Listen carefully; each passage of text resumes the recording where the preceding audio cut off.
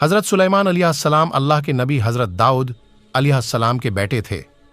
آپ بنی اسرائیل سے تعلق رکھتے تھے اور اپنے والد حضرت داؤد علیہ السلام کے بعد عنان حکومت سنبھال کر بنی اسرائیل کے بادشاہ بنے۔ آپ اللہ کے بچے پیغمبر اور انصاف پرور بادشاہ تھے۔ اللہ تعالی نے انہیں حفت اقلیم کی بادشاہت عطا فرمائی، اور وہ صرف انسانوں کے ہی نہیں بلکہ تمام مخلوقات کے بادشاہ تھے۔ چرند پرند اور جنات وغیرہ سب ان کے تابع فرمان تھے۔ اللہ تعالی نے حضرت سلیمان علیہ السلام کو جتنا وسیع و عریض ملک عطا کیا، ایسا کسی جن و بشر کو نہیں دیا۔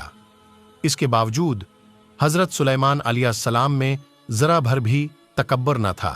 وہ اپنے اخراجات کے لیے شاہی خزانے سے ایک پیسہ تک نہ لیتے تھے، اور اپنے ہاتھ سے زنبیل سی کر اور اسے فروخت کر کے گزر اوقات کیا کرتے تھے۔ کھانے کے لیے وہ اپنے ہاتھوں سے جو پیس کر آٹا بناتے اور اس کی روٹی پکا کر کھاتے تھے۔ آپ اکثر روزہ رکھتے تھے اور ہر شام بیت المقدس میں جا کر غریبوں اور روزہ داروں کے ساتھ روزہ افطار کرتے تھے۔ تخت سلیمانی تھا۔ اس مکان کو سونے چاندی کی اینٹوں سے بنایا گیا، جس کی دیواروں اور چھتوں پر یاقوت، اور بادشاہ بننے کے بعد آپ نے ایک نہایت عالیشان اور پر تکلف مکان بنوایا جس کا رقبہ 36 کو زمرد جڑے ہوئے تھے۔ پھر اس مکان کے اندر آپ نے کہیں تھی سارا تخت ہاتھی دانت سے بنایا گیا تھا، جو عمل، فیروزہ، زمرد جیسے پتھروں سے مرصع تھا، اور اس کے چاروں طرف سونے کی اینٹیں لگی ہوئی تھیں۔ تخت کے چاروں کونوں پر ایسے درخت تھے جن کی ڈالیاں سونے کی تھیں، اور ہر ڈال پر ایک طوطی اور طاؤس بنا کر ان کے پیٹ کے اندر مشک بھر دیا گیا تھا۔ ان درختوں کے خوشے انگوروں کی طرح تھے۔ اس تخت کے نیچے اور دائیں بائیں 1000 سونے کی کرسیاں لگائی گئی تھیں جن پر لوگ بیٹھتے تھے۔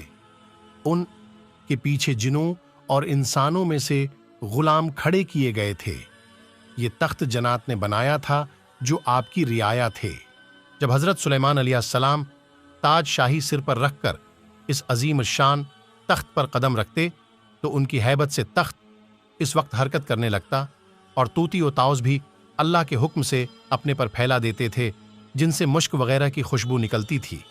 اللہ تعالی کے فضل سے حضرت سلیمان علیہ السلام ہر جانور کی بولی اچھی طرح سمجھتے تھے۔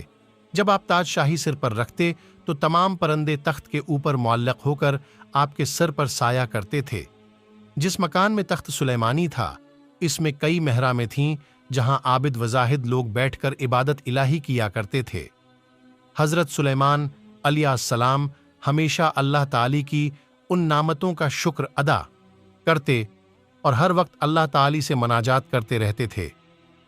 آپ پورے عجز و انکسار کے ساتھ اللہ کے حضور یہ دعا کرتے تھے: یا الہی، میں درویشوں کے ساتھ بھی شامل ہوں اور بادشاہوں کے ساتھ بھی۔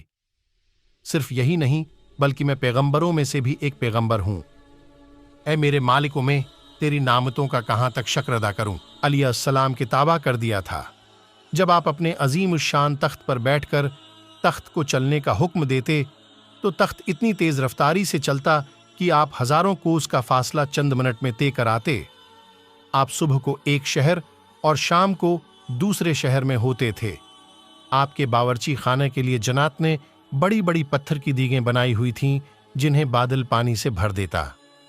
ان دیگوں میں روزانہ کئی ہزار اونٹ اور کئی ہزار گوسفند پکتے، اور خلق اللہ صبح سے شام تک آپ کے لنگر خانہ سے کھاتی پہ دن حضرت سلیمان علیہ السلام اپنے عظیم الشان شاہی تخت پر بیٹھے ہوا میں سفر کر رہے تھے۔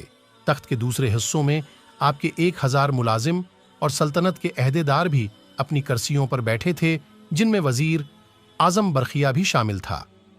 تمام جن تخت کے گرد ادب سے کھڑے تھے اور فضا میں اڑنے والے پرندے تخت پر اپنے پروں سے سایہ کیے آ رہے تھے۔ سفر کے دوران حضرت سلیمان علیہ السلام کے کانوں میں فرشتوں کی آواز پڑی۔ فرشتے اللہ کی تسبیح کرتے ہوئے کہہ رہے تھے: اے رب، تو نے حضرت سلیمان علیہ السلام کو جیسا ملک اور خشم دیا ہے، ایسا کسی اور جن و بشر میں سے کسی کو نہیں دیا۔ اس پر اللہ تعالی نے فرمایا: آئے فرشتو، میں نے سلیمان علیہ السلام کو حفت اقلیم کی بادشاہی عنایت کی ہے۔